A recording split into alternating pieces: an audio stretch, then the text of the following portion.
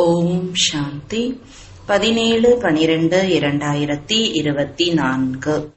இனிமையான குழந்தைகளே, நீங்கள் தன்னுடைய 100 மடங்கு பாக்கியத்தை உருவாக்கிக் கொள்வதற்காக தந்தையிடம் வந்துள்ளீர்கள். ஈஸ்வர் எந்த குழந்தைகளுடைய அனைத்தையும் ஏற்றுக்கொள்கிறாரோ அந்த குழந்தைகள் பரம சௌபாகியசாலிகள். கேள்வி: குழந்தைகளின் எந்த ஒரு மறதியினால் மாயை மிகவும் பலசாலி ஆகிறது? பதில்: குழந்தைகள் சமைக்கும் போது பாபாவை மறந்து போகிறார்கள். பாபாவிற்கு கொடுக்காத காரணத்தினால் மாயை சாப்பாட்டை சாப்பிட்டு விடுகிறது. இதனால் அது பலசாலியாகி விடுகிறது. பிறகு குழந்தைகளுக்கு துன்பம் தருகிறது. இந்த ஒரு சிறிய மறதியினால் மாயையிடம் தோல்வி ஏற்படுகிறது. ஆகையால் பாபாவின் கட்டளை: குழந்தைகளே, என் நினைவில் இருந்து சாப்பிடுங்கள். உன்னுடன் தான் சாப்பிடுவேன். மாறாத உறுதிமொழி எடுங்கள். எப்போது நினைவு செய்கிறீர்களோ அப்போதுதான் திருப்தியாக இருப்பார். பாடல்: இன்று இல்லை என்றாலும் நாளை இந்த மேகங்கள் கலையும்.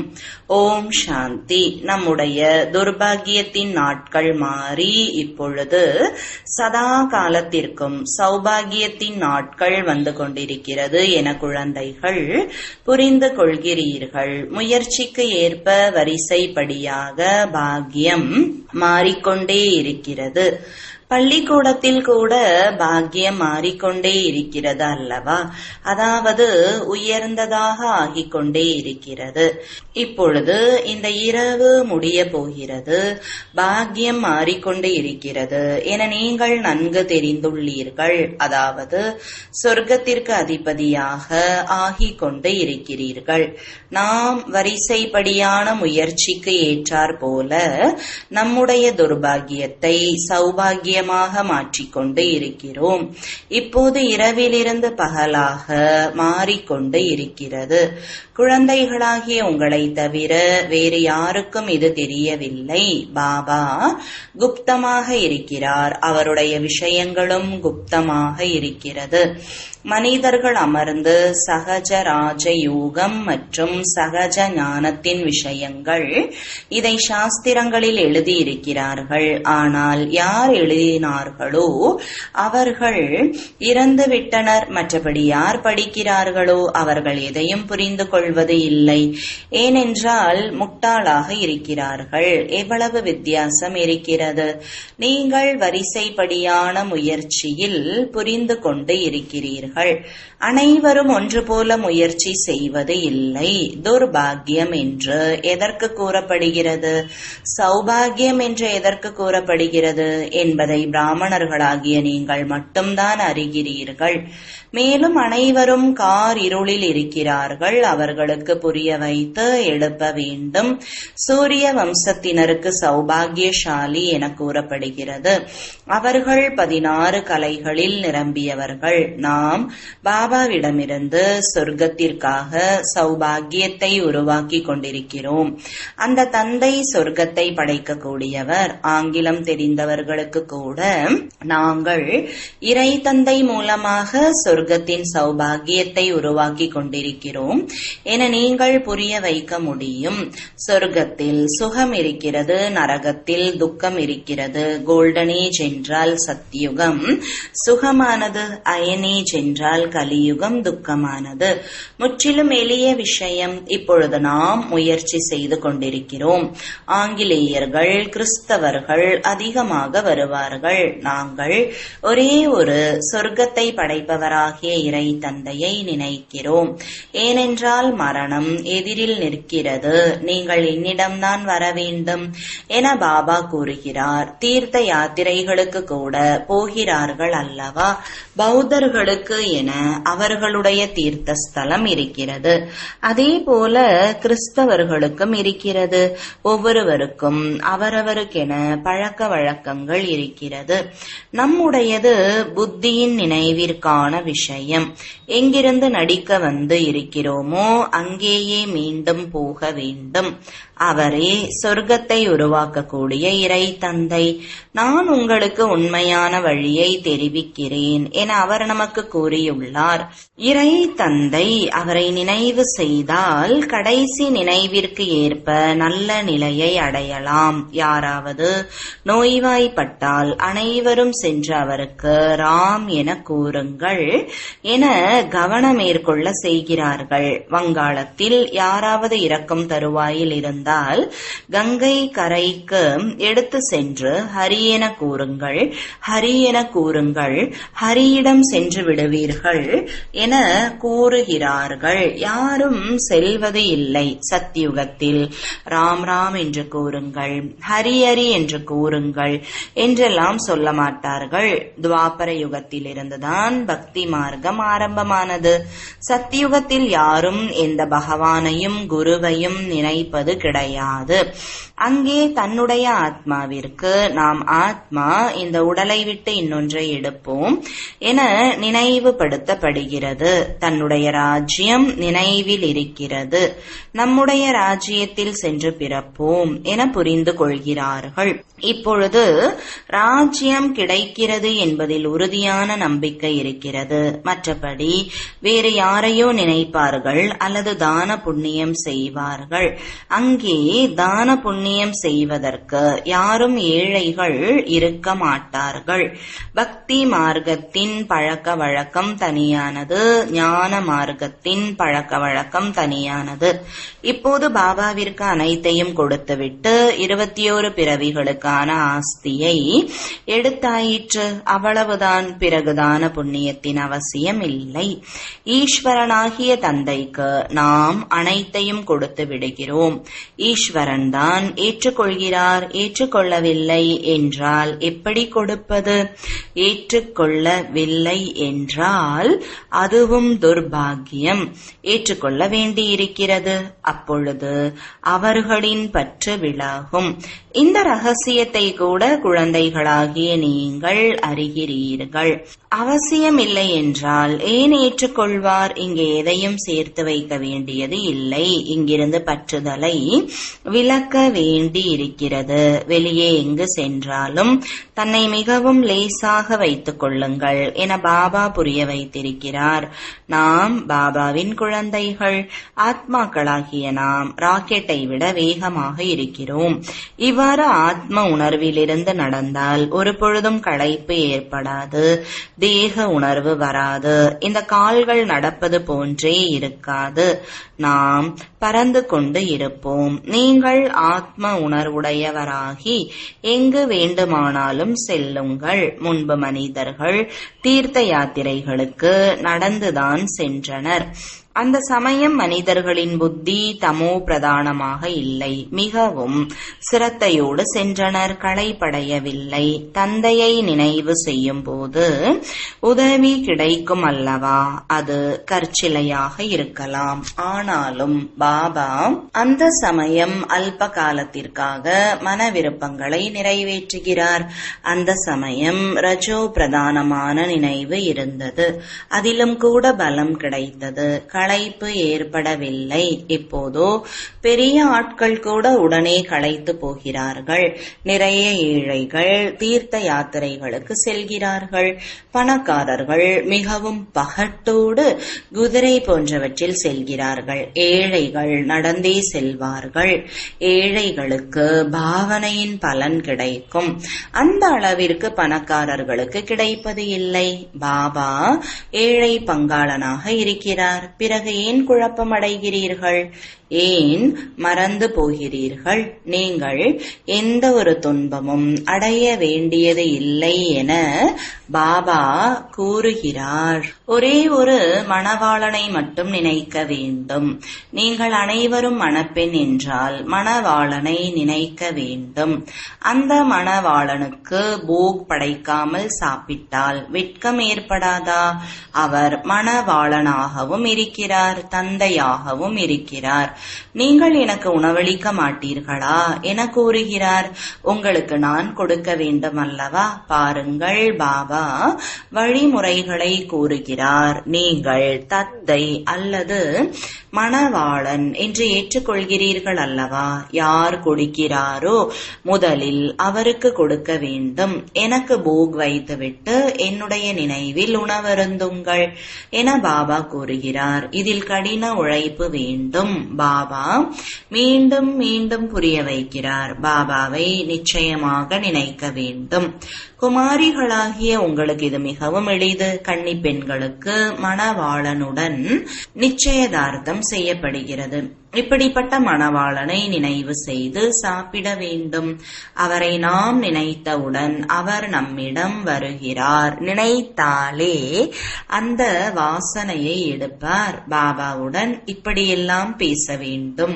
நீங்கள் இரவில் எழுந்தால் இப்படிப்பட்ட பயிற்சிகள் ஏற்படும். பயிற்சி செய்துவிட்டால் பகலிலும் நினைவு இருக்கும். சாப்பிடும்போது நினைவு செய்ய வேண்டும். பிரிய தர்ஷனுடன் உங்களுக்கு நிச்சயம் செய்யப்பட்டு இருக்கிறது. உன்னுடன் தான் சாப்பிடுவேன். இதில் உறுதியாக இருங்கள். நீங்கள் நினைவு செய்தால்தான் அவர் சாப்பிடுவார் அல்லவா? அவருக்கு அந்த வாசனை கிடைக்கிறது. ஏனென்றால் அவருக்கென்று உடல் இல்லை. குமாரிகளுக்கு மிக எளிது. இவர்களுக்கு நிறைய வசதிகள் இருக்கிறது. சிவபாபா நம்முடைய அழகான நாயகன் எவ்வளவு இனிமையாக இருக்கிறார். அரை கல்பமாக நாம் அவரை நினைவு செய்தோம். இப்போது வந்து சந்திக்கிறார். நான் என்ன சாப்பிடுகிறேனோ நீங்களும் அதை சாப்பிடுங்கள் என ஒரு முறை நினைவு செய்தோம். அவ்வளவுதான். பிறகு நீங்கள் மட்டும் சாப்பிடுவீர்கள். அப்படி கூடாது. அவருக்கு கொடுப்பதையே மறந்து விடுவீர்கள். அவரை மறந்துவிட்டால் அவருக்கு கிடைக்காது. நிறைய வகைகளை சாப்பிடுகிறீர்கள். கிச்சடி சாப்பிடுகிறீர்கள், மாம்பழம் சாப்பிடுகிறீர்கள், இனிப்பு சாப்பிடுகிறீர்கள். இவ்வாறு ஆரம்பத்தில் நினைத்தீர்கள், முடிந்தது. மற்ற பொருட்களை அவர் எப்படி சாப்பிடுவார்? நாயகன் சாப்பிடவில்லை என்றால் இடையில் மாயை சாப்பிட்டு விடும். அவரை சாப்பிட விடாது. மாயை சாப்பிட்டு விட்டால் அது பலசாலி ஆகிவிடுகிறது என்பதை நாம் பார்க்கின்றோம். மேலும் உங்களை தோல்வி அடைய செய்கிறது. பாபா அனைத்து வழிமுறைகளையும் தெரிவிக்கிறார். பாபாவை நினைத்தால் பாபா அதாவது நாயகன் மிகவும் மகிழ்ச்சி அடைவார். பாபா உங்களுடன் தான் அமருவேன், உங்களுடன் தான் சாப்பிடுவேன் என கூறுகிறீர்கள். நாங்கள் உங்களை நினைத்து கொண்டே சாப்பிடுகிறோம். ஞானத்தினால் தாங்கள் வாசனையை மட்டும் எடுப்பீர்கள் என அறிந்து இருக்கிறோம். இதுவும் கடனாக பெறப்பட்ட உடலாகும். நினைக்கும் போது அவர் வருகிறார். அனைத்திற்கும் ஆதாரம் உங்களின் நினைவு. இதற்கு யோகா என்று பெயர். யோகத்தில்தான் கடின உழைப்பு இருக்கிறது. துறவிகள் போன்றோர் இவ்வாறு கூற மாட்டார்கள். நீங்கள் முயற்சி செய்ய வேண்டும் என்றால் பாபாவின் ஸ்ரீமத்தை குறித்து கவனம் கொள்ளுங்கள். முழுமையாக முயற்சி செய்யுங்கள். நான் எப்படி கர்மம் செய்கிறேனோ அதே போன்று நீங்களும் செய்யுங்கள் என பிரம்மா பாபா தனது அனுபவத்தை கூறுகிறார். அதே கர்மத்தை தான் நான் உங்களுக்கு கற்பிக்கின்றேன். பாபா கர்மம் செய்ய வேண்டியது இல்லை. சத்யுகத்தில் தவறான கர்மம் நடப்பது இல்லை. பாபா மிகவும் எளிய வழிகளை சொல்லிக் கொடுக்கிறார். உன்னுடன் தான் அமர்வேன், கேட்பேன், உன்னுடன் தான் சாப்பிடுவேன். இது உங்களின் புகழ். நாயகன் ரூபத்தில் அல்லது தந்தையின் ரூபத்தில் நினையுங்கள். நன்கு சிந்தனை செய்து ஞான கருத்துக்களை எடுத்துக்கொள்கிறீர்கள் என்று பாடப்பட்டிருக்கிறது. இந்த பயிற்சியினால் பாவ கர்மங்கள் அழியும். ஆரோக்கியமாக மாறுவீர்கள். யார் முயற்சி செய்கிறார்களோ அவர்களுக்கு நன்மை நடக்கும். யார் செய்யவில்லையோ அவர்களுக்கு நஷ்டம் ஏற்படும். முழு உலகத்திற்கு அதாவது சொர்க்கத்திற்கு அதிபதியாக ஆவது இல்லை. இது கணக்கு வழக்காகும். பாபா மிக நன்றாக புரிய வைக்கிறார். நாம் யாத்திரை சென்று கொண்டிருக்கிறோம் என்ற பாடலை கூட கேட்டீர்கள். யாத்திரை செல்லும் பொழுது உணவு அருந்த வேண்டியிருக்கிறது. நாயகன் நாயகியுடன் குழந்தைகள் தந்தையுடன் சாப்பிடுவார்கள். இங்கேயும் அப்படிதான். உங்களுடைய நாயகன் அவர் மீது எவ்வளவு ஈடுபாடு இருக்கிறதோ அவ்வளவு மகிழ்ச்சியின் அளவு அதிகரிக்கும். நம்பிக்கை புத்தியுடையவர் வெற்றி அடைந்து கொண்டே போவார்கள். யோகா என்றால் ஓட்டம். இது புத்தியின் ஓட்டம். நாம் மாணவர்கள். ஆசிரியர் நமக்கு ஓட கற்பிக்கிறார். பகலில் வேலை மட்டும்தான் செய்ய வேண்டும் என்று நினைக்காதீர்கள் என பாபா கூறுகிறார். ஆமையை போன்று செயலை செய்துவிட்டு நினைவில் அமருங்கள். குளவி முழு நாளும் ரீங்காரம் இட்டுக் கொண்டே இருக்கிறது. பிறகு சில பறந்து விடுகிறது, சில இறந்து போகிறது. இது ஒரு எடுத்துக்காட்டு. இங்கே நீங்கள் ரீங்காரம் செய்து தனக்கு சமமாக மாற்றுகிறீர்கள். அதில் ஒரு சிலருக்கு அன்பிருக்கிறது, சிலர் அழுகி போகிறார்கள், சிலர் அரைகுறையாக இருந்து விடுகிறார்கள், ஓடி போகிறார்கள், பிறகு புழுவாகவே மாறிவிடுகிறார்கள். எனவே இவ்வாறு ரீங்காரம் இடுவது மிக எளிது. மனிதனிலிருந்து தேவதையாக ஆவதற்கு எந்த போரும் தேவையில்லை. இப்பொழுது நாம் நினைவு செய்கிறோம், தேவதையாவதற்கான முயற்சி செய்கிறோம். இந்த ஞானம் கீதையில் இருந்தது. அவர் மனிதனிலிருந்து தேவதையாக்கிவிட்டு சென்றார். சத்யுகத்தில் அனைவரும் தேவதைகளாக இருந்தனர். நிச்சயமாக சங்கம யுகத்தில்தான் அவர்கள் தேவதையாக மாறியிருப்பர். அங்கே தேவதையாவதற்கான யோகத்தை கற்பிப்பது இல்லை. சத்யுக ஆரம்பத்தில் தேவி தேவதா தர்மம் இருந்தது. கலியுக கடைசியில் அசுர தர்மம் இருக்கிறது. இந்த விஷயங்கள் கீதையில் மட்டும்தான் எழுதப்பட்டிருக்கிறது. மனிதனிலிருந்து தேவதை ஆவதற்கு நேரம் ஆவது இல்லை. ஏனென்றால் குறிக்கோளை தெரிவிக்கிறார். அங்கே முழு உலகத்திலும் ஒரு தர்மம் தான் இருக்கும். உலகம் முழுவதும் இருக்கும் அல்லவா? சீனர்கள் ஐரோப்பியர்கள் இருக்க மாட்டார்கள் என்பது கிடையாது. இருப்பார்கள். ஆனால் அங்கே மனிதர்களாக இருக்க மாட்டார்கள். தேவதா தர்மத்தினர் மட்டுமே இருப்பார்கள். மற்ற தர்மத்தினர் இருப்பது இல்லை. இப்பொழுது கலியுகம். நாம் பகவான் மூலமாக மனிதனிலிருந்து தேவதையாகி கொண்டிருக்கிறோம். நீங்கள் 21 பிறவிகளுக்கு எப்பொழுதும் சுகமுடையவராக மாறுகிறீர்கள் என பாபா கூறுகிறார். இதில் துன்பப்படுவதற்கு எதுவும் இல்லை. பக்தி மார்க்கத்தில் பகவானிடம் செல்வதற்காக எவ்வளவு கஷ்டப்படுகிறார்கள். அனைத்தையும் கடந்து நிர்வாணத்திற்கு போய்விட்டார்கள் என கூறுகிறார்கள். பகவானிடம் சென்று விட்டனர் என கூறுவது கிடையாது.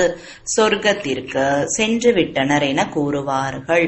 ஒருவர் செல்வதால் சொர்க்கம் உருவாகாது. அனைவரும் செல்ல வேண்டும். பகவான் காலனுக்கு எல்லாம் காலன் என கீதையில் எழுதப்பட்டிருக்கிறது. கொசு கூட்டத்தை போல அனைவரையும் திரும்ப அழைத்து செல்வார். இந்த சக்கரம் திரும்ப சுழல்கிறது என புத்தியும் கூறுகிறது.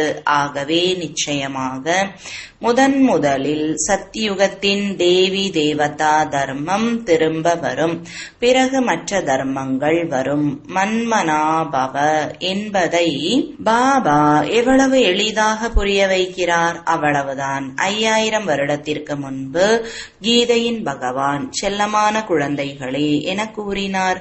ஒருவேளை கிருஷ்ணர் கூறினார் என்றால் மற்ற தர்மத்தினர் கேட்க மாட்டார்கள். பகவான் என கூறினால் இறை தந்தை சொர்க்கத்தை உருவாக்குகிறார். அதில் நாம் தான் சக்கரவர்த்தி ராஜா என அனைவருக்கும் தோன்றும். இதில் செலவு எதுவும் கிடையாது. சிருஷ்டியின் முதலிடை கடைசியை தெரிந்து கொள்ள வேண்டும். குழந்தைகளாகிய நீங்கள் ஞான சிந்தனை செய்ய வேண்டும். காரியங்கள் செய்தாலும் இரவும் பகலும் முயற்சி செய்து கொண்டே இருங்கள். ஞான சிந்தனை செய்யவில்லை என்றாலும் அல்லது பாபாவை நினைக்காவிட்டாலும் காரியங்களை மட்டும் செய்து கொண்டே இருந்தால் இரவிலும் கூட அதே எண்ணங்கள் வந்து கொண்டே இருக்கும். கட்டிடம் கட்டுபவர்களுக்கு கட்டிடம் பற்றிய எண்ணம் தான் தோன்றும். நல்லது, ஞான சிந்தனை செய்வதற்கான பொறுப்பு இவருக்கு இருக்கிறது. ஆனால் கலசத்தை லக்ஷ்மிக்கு கொடுத்துள்ளார் என்கிறார்கள். எனவே நீங்கள் லக்ஷ்மி ஆகிறீர்கள் அல்லவா? நல்லது.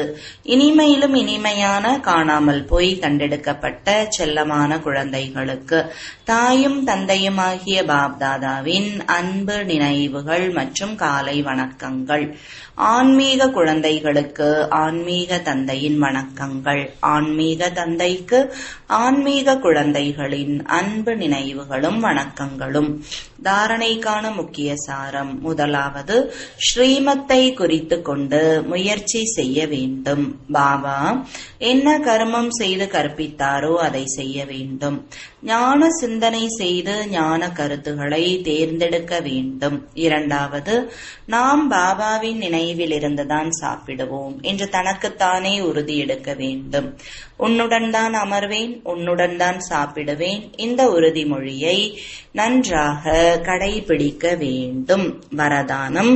கர்மம் மற்றும் சம்பந்தம் இரண்டிலும் சுயநல உணர்விலிருந்து விடுபட்டு இருக்கும் தந்தைக்கு சமமான கர்மாதீதாவீர்களாக அனைவரையும் விடுபட்டவர்களாக ஆக்கி விடுவதற்கான சேவை குழந்தைகளாகிய உங்களுடையதாகும். எனவே மற்றவர்களை விடுதலை அடைய செய்து உங்களை பந்தனத்தில் சிக்கிக் கொண்டு விடாதீர்கள். எல்லைக்கு உட்பட்ட எனது எனது என்பனவற்றிலிருந்து விடுபட்டவர் ஆகும் பொழுது அவ்யக்த ஸ்திதியை அனுபவம் செய்யக்கூடியவர்களாக இருப்பீர்கள். எந்த குழந்தைகள் லௌகீக மற்றும் அலௌகீக கர்மம் மற்றும் சம்பந்தம் இரண்டிலும் சுயநல உணர்விலிருந்து விடுபட்டு இருக்கிறார்களோ அவர்களே தந்தைக்கு சமமாக கர்மாதீத் நிலையை அனுபவம் செய்யக்கூடியவர்களாக இருப்பார்கள். எனவே எதுவரை கர்மங்களின் பந்தனத்திலிருந்து விலகியவராக ஆகியுள்ளேன் என்று சோதனை செய்யுங்கள். வீணான சுபாவம் சம்ஸ்காரங்களுக்கு வசப்பட்டவர் ஆவதிலிருந்து விடுபட்டு இருங்கள். ஸ்லோகன். சரளமான உள்ளம் மற்றும் சகஜமான சுபாவம் கொண்டிருப்பவர்களே சகஜ யோகி ஆவார்கள். அவர்களே கள்ளம் கபடமற்ற தந்தைக்கு பிரியமானவர்கள் ஆவார்கள். ஓம் சாந்தி.